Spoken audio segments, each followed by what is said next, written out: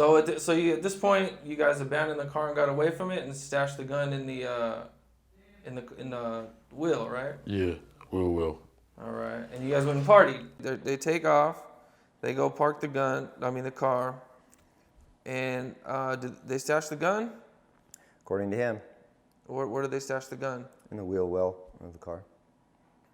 Okay. And then they take off walking.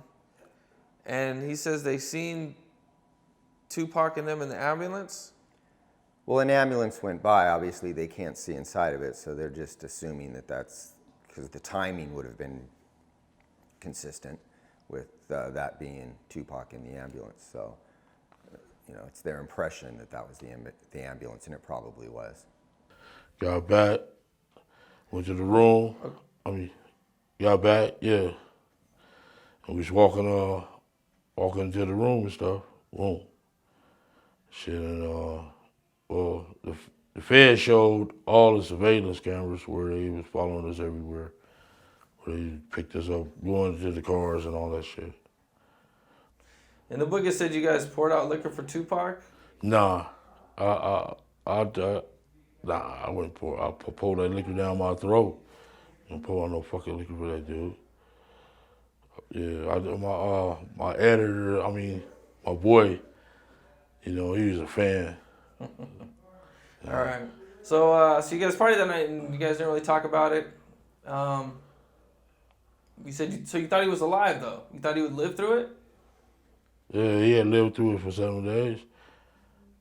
Yeah. He might not even be fucking dead. You know what I'm saying? That's what everybody's saying. Suge saying that shit.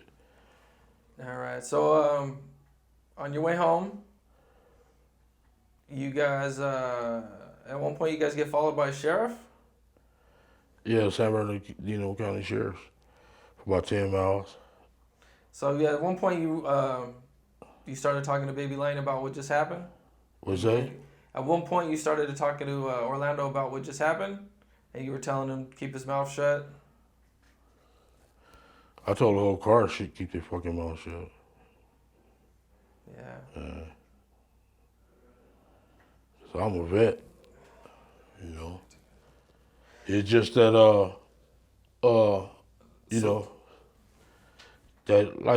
that Greg Caden, that crooked shit he did, some bullshit. You know what I'm saying? All the time he had a master plan for a gang for himself, I guess. You know what I'm saying? And he act like he bust me. You didn't bust me, dude. You and them FBI agents get my friends to bust me. Oh, okay. Okay, I wanted to backtrack a little bit. What was it like when you guys were waiting at Club 662? What was it like? Yeah. We was just gonna get just ahead quiet? up. Was everybody quiet, talking? No, it was shit. We was just waiting on them. I was gonna, Suge my homeboy, man. Shit, we never had no fucking problems. You know what I'm saying? And he know what I stand for. So I was gonna let them get ahead up. You know what I'm saying? Yeah. Yeah. All right. What would have happened if you guys didn't see Tupac that night?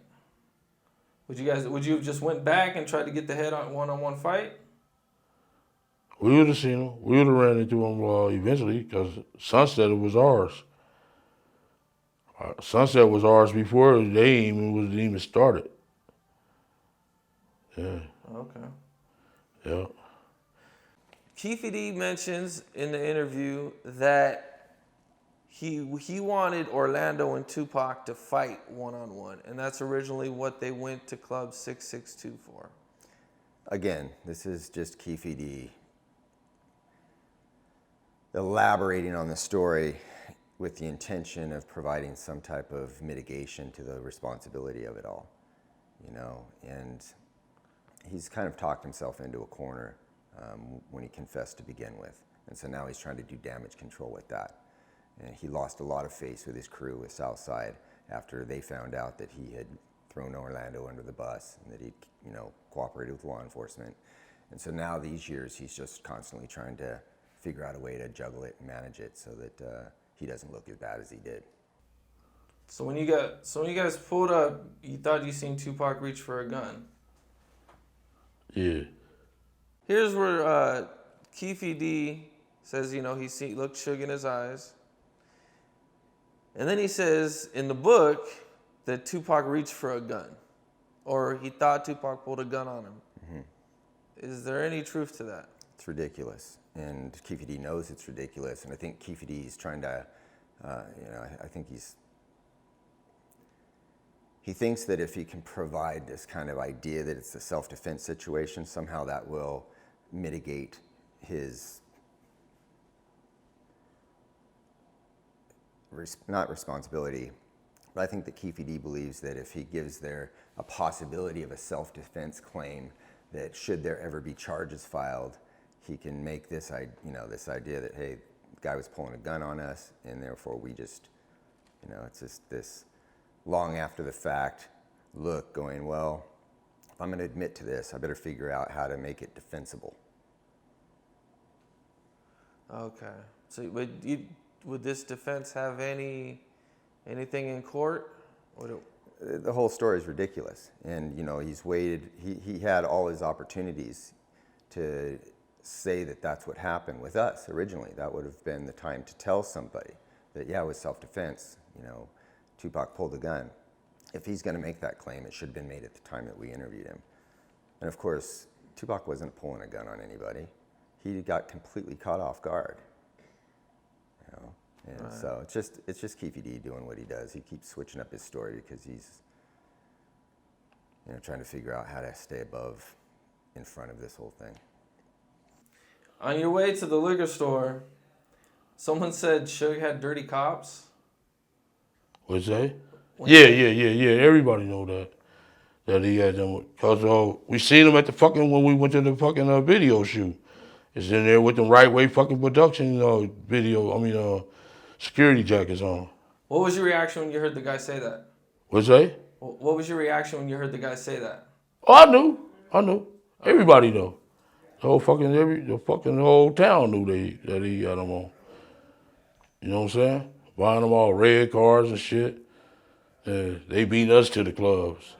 But this motherfucker, what I didn't like? He the only one really knew me out of his crew. And he told the fucking people, Keffe D nephew. You know what I'm saying? That was in the fucking next paper the next day. Why the fuck would you say my name, bitch? He said that the next day, and he said that in the Source magazine. Y'all had the right people. Ooh. He act like he ain't saying nothing, but that motherfucker been saying the shit the first day. He told his crooked cop friends. Then they sicked they couldn't get us. They couldn't get me, so they sicked the FBI on me downtown. Shit ain't right, man. Punk ass cops beating us to the fucking clubs. Y'all need to stay the fucking police. Or moonlighting on both sides of the field. That shit ain't right, man. You know what I'm saying? Shit that they had going on, that shit dirty. You know what I'm saying? Be a police or a fucking gangster. Be at home with your fucking wife. Don't try to be at the fucking club with us. You know what I'm saying? Fucking cops. There before us, Suge cops. And he telling them motherfuckers everything. You know what I'm saying? That shit is wrong. The dude's a college student. He never was no fucking street dude, man. And I guess he don't know the fucking street code. You don't hire no fucking police, you know what I'm saying? People like, he did that shit smart. Hell no. It's bullshit.